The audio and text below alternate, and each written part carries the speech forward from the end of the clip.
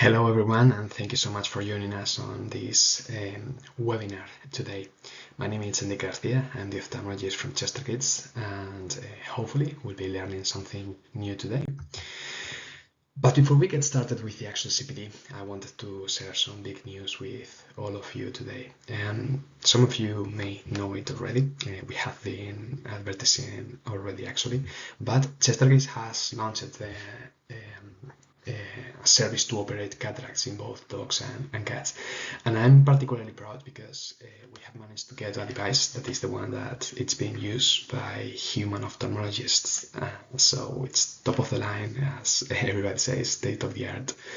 And I'm particularly really proud of this achievement that hopefully will bring better quality of life to dogs and cats that have been blinded by cataracts, and will help to preserve not only the sight but also the eye, because as we know, the cataracts can have a devastating effect not only on the sight but also on the eye if they are not handled properly. Now, I wanted also to dedicate a few words to what happens after we receive a patient referral, after we receive that phone call and the patient arrives. Obviously, I'll be the face of that consult. I'll be answering all the questions from the owners. I'll be examining the patient, writing the report, communicating with the referring vet. But there is a sentence that I read somewhere many years ago that says something like, if you want to go fast, go alone. But if you want to go far, let's go together. And I think this is one of the luxuries that we have in this place, the fact that we have a big team and each and every single one of us provides a little bit and something different. So we have, for example, Pablo on the imaging department. We have a massive and skilled anesthesia department. We have a surgery department, and of course every other person that sadly we cannot go one by one, because if I do that you will probably fall asleep. But from nurses to receptionists to administrative staff, without them we couldn't do what we do. So thank you to all of them. Now, a little disclaimer. Obviously, I'm an ophthalmologist and I look after eyes, but we treat patients, not eyes. We first have to make sure that the patient is stable, and any life-threatening injuries will take priority. If it's necessary, protect the eye with a swab, with a moisture swab, and establish the patient. And once the patient is stable, then we can move to treat the eye. And I think it becomes quite clear when we see this picture. Take a look to the eyes, how close they are to the brain.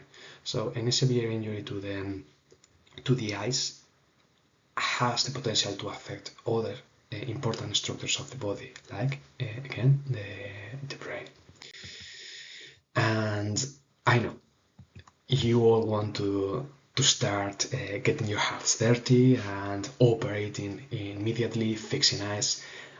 But as always, as we did in the university, I think it's nice to start with a very brief refresh of the anatomy of the eye. So on the anterior segment, we have the cornea, the aqueous humor, the iris, ciliary body, lens, and sonar fibers that are holding the lens in place and accommodate the lens for near and far vision. On the posterior segment, we have the vitreous, retina, optic nerve head. Now, it's important to differentiate between the anterior segment and the anterior chamber. The anterior segment, it's essentially from the cornea to the sonar fibers. The anterior chamber goes from the cornea to the iris, and the posterior chamber goes from the back of the iris to the lens. So essentially, inside of the anterior segment, we have the anterior and posterior chamber. And behind the lens, we have the posterior segment or the vitreal body. Now, for the ocular trauma, we essentially have two ways of classifying the ocular trauma. First, with the Bergan eye trauma terminology system, or with the structures that have been affected, and usually we'll use a combination of both. So this is the Bergan terminology system. We essentially focus on what kind of injury or what kind of damage the eye has sustained. If we have an open or closed, if we have a rupture, laceration, contusion, whatever it may be, including if we have a foreign body that it's retained or whatever may be. But we can also focus on the damage that has been, or the areas that have been damaged. These areas can be extraocular, like for example, if we have the nasolacrimal system that has been lacerated, if the eyelids have been damaged, if the optic nerve has been affected, or any intraocular lesion, iris rupture, lens damage, ciliary body affection, or vitreous hemorrhage, retinal detachment. So we can focus on one the other, or we can say that we have a ocular rupture with lens luxation. So that's why I say that sometimes it's really useful to use a combination of both. So for the anamnesis of the traumatized eye, we first have to focus on general history. After that, we'll focus on trauma-related history. When did it happen? How did it happen? If there is any previous history of trauma, vision before and after a trauma. If there's a foreign body, we definitely need to know the nature of that foreign body. Is it a thorn? It's organic? Is it crystal, plastic, metallic? Especially if it's metallic, because as we know, any kind of metallic foreign body must be far from the MRI, or else we're gonna produce more damage than benefit. And any patient where we suspect that we may have a metallic foreign body will go to a CT instead. If you're not sure, you can always do an X-ray, and after that, whatever you may decide. For example, the MRI, if you have ruled out the metallic foreign body. Now, for the investigation, for the actual investigation in consult of a traumatized eye, the most useful device that we have as ophthalmologists is the slit lamp. It provides us with 10 to 16 times magnification, and the light settings are extremely useful to assess different structures of the eyes. So, invaluable resource. But it won't always give us an awful lot of information. Sometimes we need a little bit of extra help. Like, for instance, take, for example, this case of a dog with an intraocular hemorrhage. The eye is completely opaque. There is not much that I can learn from there with my slit lamp. This is another case. Obviously, we have used fluorescein already, but there was an extensive corneal edema that wouldn't allow me to see anything from the inside of the eye, and obviously there is something serious going on in here. So both cases will require something else to learn what happened there, or what's actually affected. So what to do then? Well, thankfully we have different resources. The most common ones are X-rays, CT scans, MRIs, and ultrasounds. The X-rays are broadly available. They are not too expensive, but usually they are not really useful for the assessment of the eye. You can use them to assess the skull, sinuses, and the presence of a metallic foreign body, but it won't tell us a lot of information about the actual glove. The CT scan is where things start getting a bit more interesting. The usefulness for soft tissue is a little bit more limited compared to MRI, but you can get a lot of information. It is extremely fast and it allows you for a 3D reconstruction. Also, it can be used when you have a suspicious of metallic foreign body.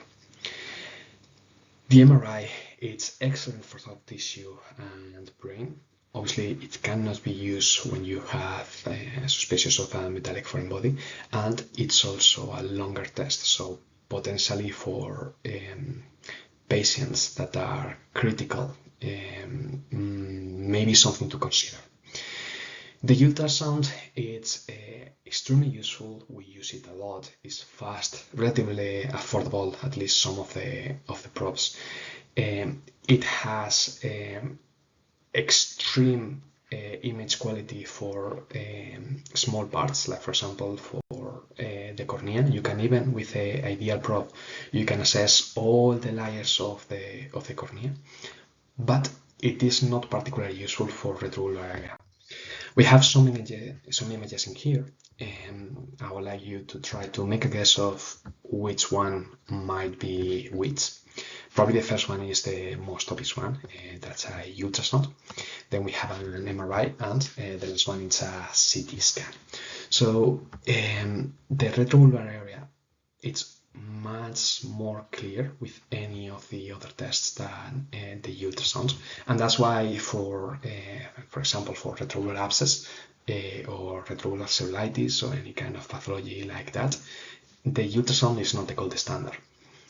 It can be used for sure, and we use it sometimes as well, but you can lose a lot of information. And certainly take a look at this optic nerve, how beautiful, how obvious it becomes in here.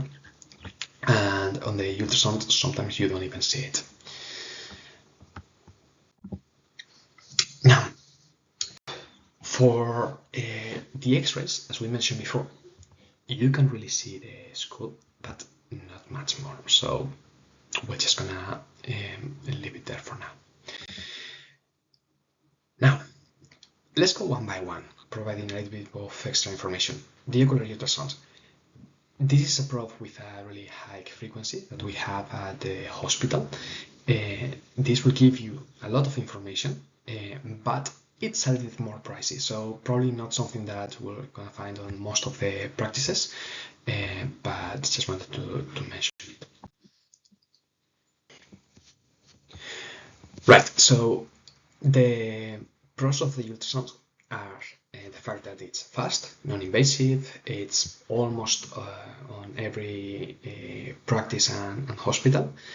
Sedation and anesthesia are usually not required, and you can get away with some topical anesthesia. And for some structures, you get more detail than with the CT or MRI. For instance, if you are investigating a mass in the iris, CT scan, MRI would probably miss it, and you should be able to see it really clearly with the ultrasound. The last benefit is the fact that it's much more affordable for the owners. CT scans, MRIs are usually on the thousands, and ultrasounds are usually on the hundreds. So that's a big bonus. Now, downsides. As we mentioned before, not too sensitive for the retrogular area, and definitely not useful for the bony orbits. Also, some probes can be really, really expensive. And we already mentioned how the retrogular area looks on its test. For the basic equipment, you don't really have to go for the most expensive one. With something reasonably good, you can investigate most of the conditions. For the actual glove, a linear probe will be ideal, something around 10 to 15 megahertz, and for the retrogular area, a microconvex will be a little bit better. 7 to 10 megahertz will do the trick just fine. Now, let's go back to that eye that we have traumatized. So this is the image that we have that we need to keep on our minds when we see this eye. So if we have blood inside of the eye, that blood must be coming from somewhere. So let's do the ultrasound and let's see how we can do those ultrasounds.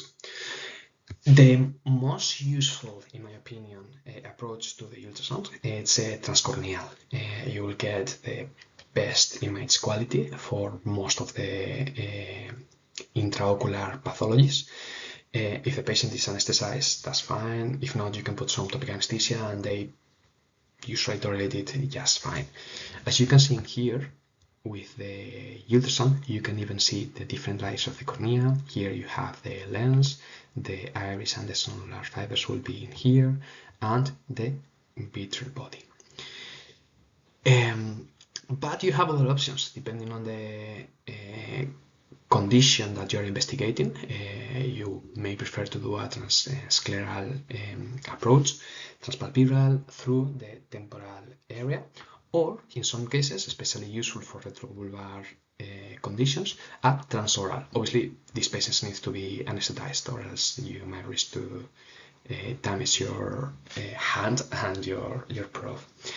The proximethacaine is one of the many topical anesthesias that you can find on the market, and is one of the most used ones on our hospitals, along with the tetracaine. Now, let's go for a few examples.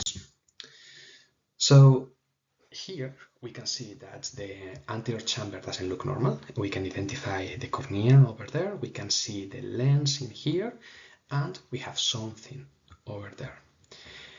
That's a hemorrhage in the anterior segment of the eye. Now, here we don't see much. What we have is a hemorrhage on the whole eye, both the anterior and posterior segment of the eye. Now, what about this one? We can see the typical wing sign of the eye. That's a retinal detachment. But just keep in mind that things are not always what they look. This is the posterior part of the globe. We have a line that is separated from the posterior part of the globe, and it may be tempting to say that this is another retinal detachment, but it's not. This is a vitreous detachment. The retinal detachment will always be attached to the optic nerve head. It's usually attached also to this part in here, to the ora serrata. But sometimes, if there is, for example, a very, very strong trauma, you can have a rupture over there, and it will be floating from here. The vitreous hemorrhage will look something like this, and the posterior vitreous detachment will look something like this. Usually, if you lower the gain, the posterior vitreous detachment disappears and you stop seeing it. So it might help you to differentiate between both of them. And we have to differentiate them because this is something pathological that requires urgent treatment, and this is not. This is an incidental finding that won't have any effect on the sight or the life of the patient. Right. Now, what do we have in here? Because you won't always have the excellent quality of image that you can see on the books. These are retinal tears. It's essentially the retina that it's broken in different pieces. This is the histopathology of the globe, and this is how it looks. Maybe this is the best one on the ultrasound.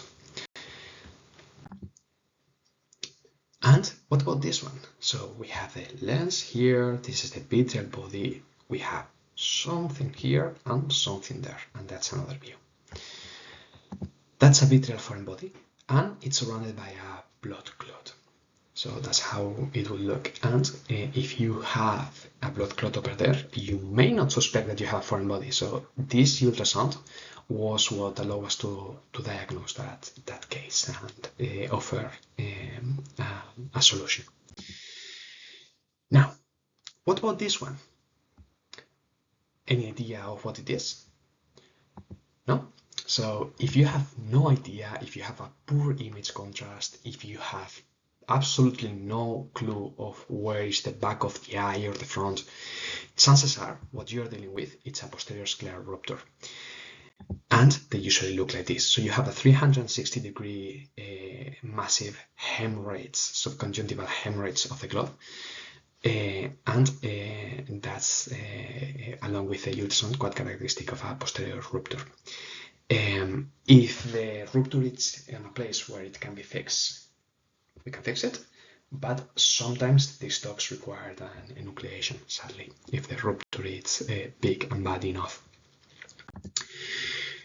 Now, the most common retrobulbar lesions that you'll see in practice are neoplasia, a tumor, inflammation, the typical cellulitis, abscesses, which I'm sure you'll see quite a lot, and inflammation and neoplasia of the optic nerve.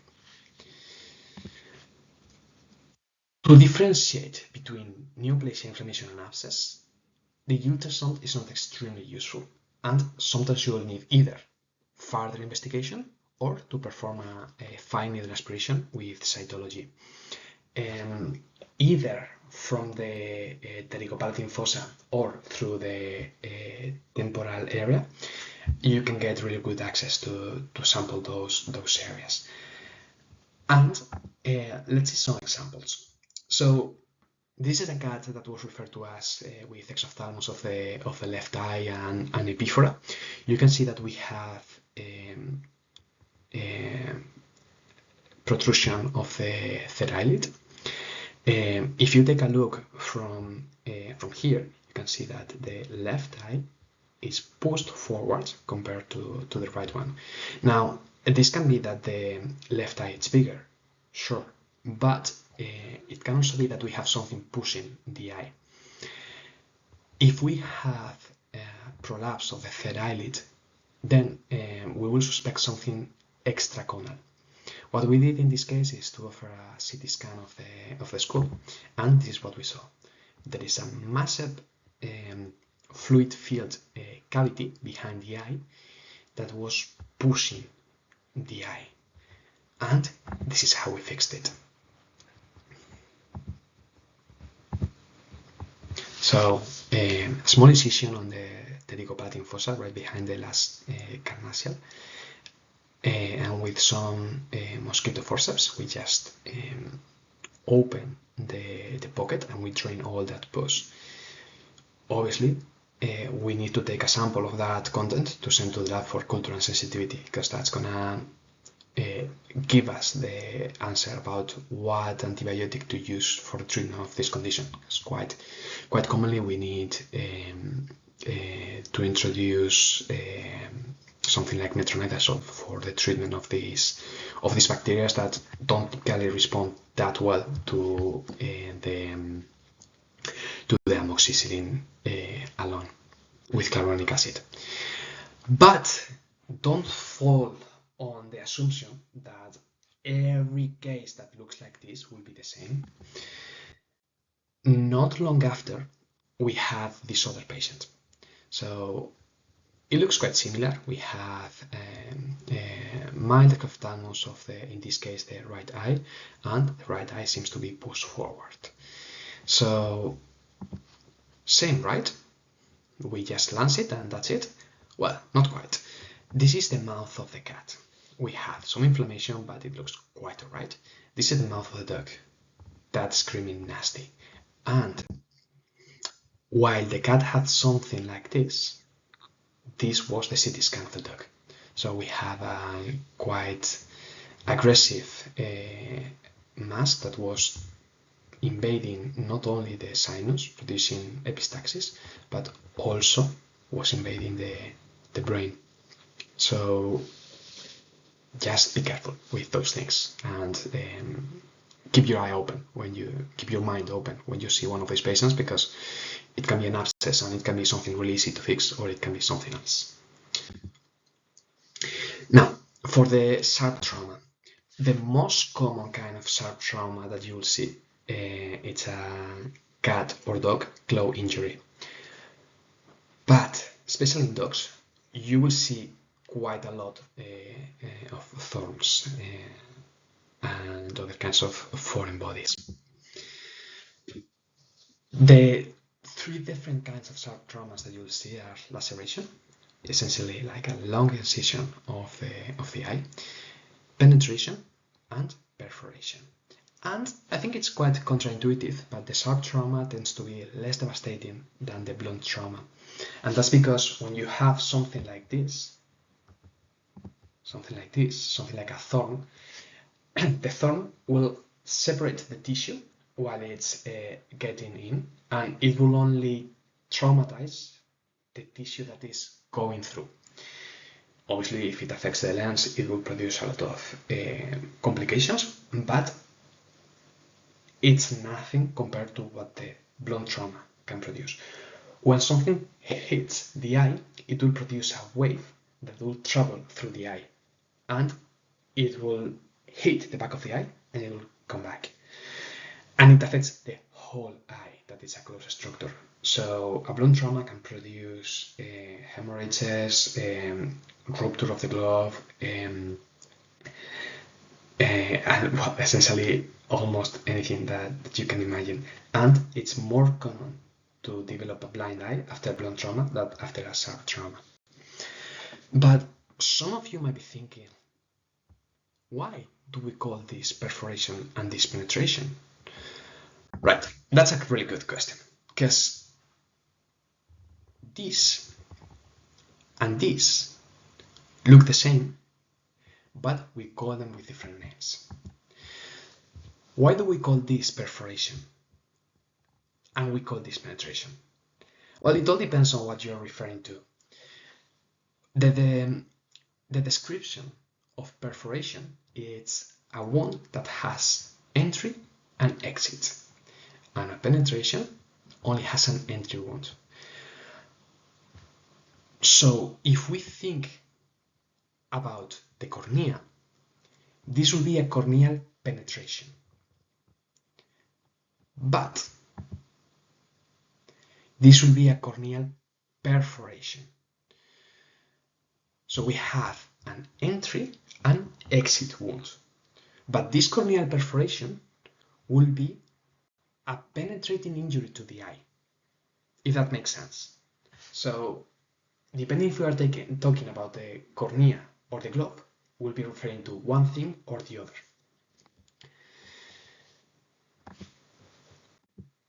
Now, aspects to consider with penetrating or perforating injuries with foreign bodies. You have something that is entering into the eye, and that something can introduce bacteria.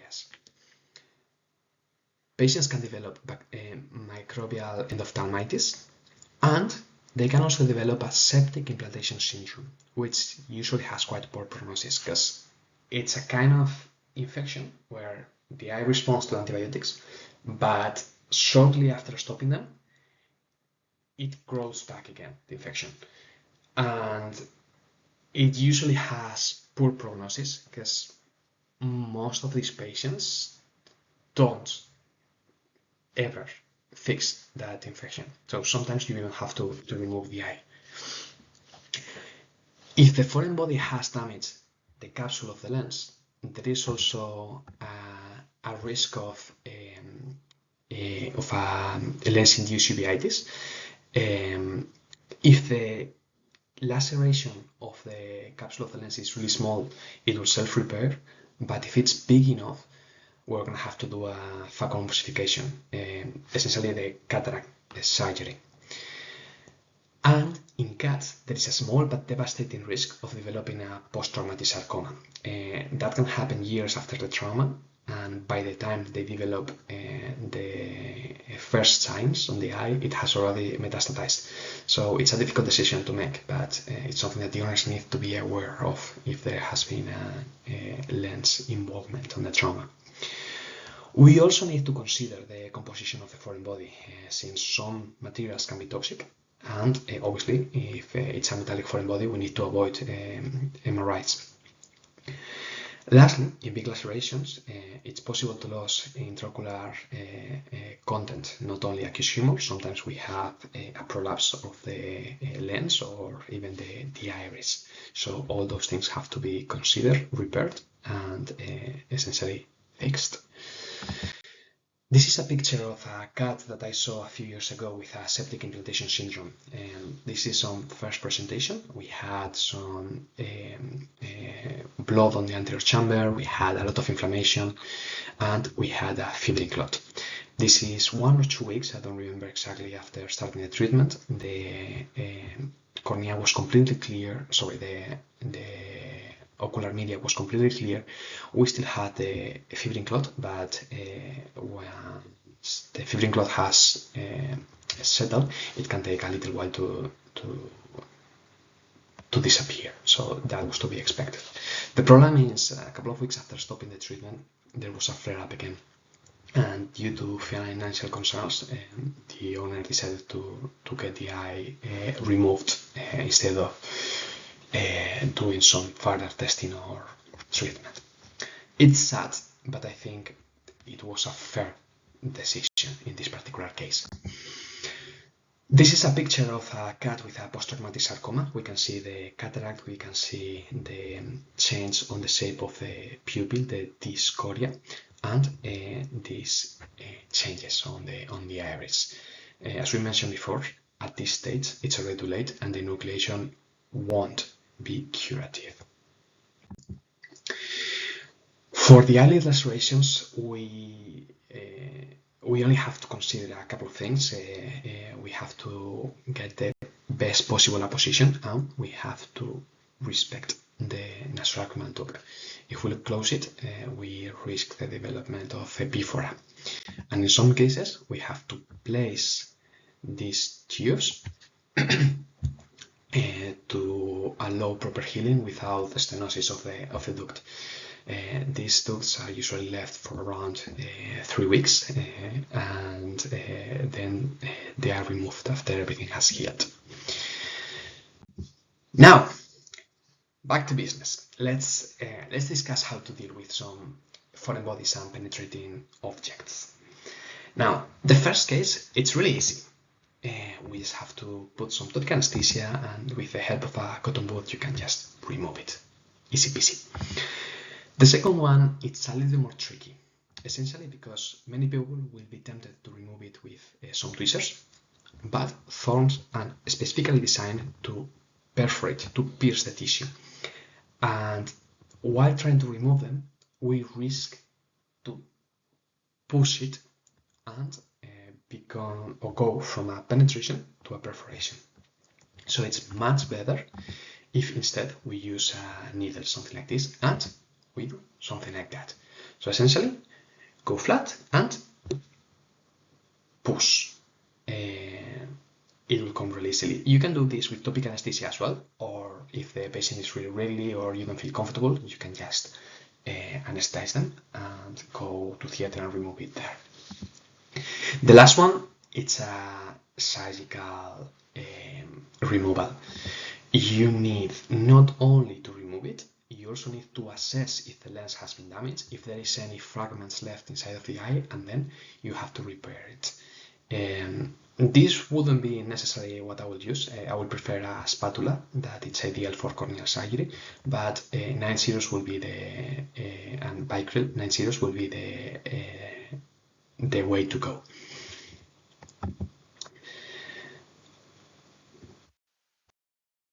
Now, those previous foreign bodies were quite obvious, easy to diagnose, but it's not always that obvious. This is a patient from a paper that I read some time ago that had some ocular discharge, and that was it. There was nothing more. But after further investigation, they discovered that there was a foreign body allocated right over there. This is the cornea, this is the conjunctiva and the sclera, and the foreign body was allocated over there. That's why the dog had all that discharge, because it was infected. This is the same image that we have seen before of the vitreal foreign body surrounded by a blood clot that was discovered by a ultrasound. And this is a retrovulvar foreign body.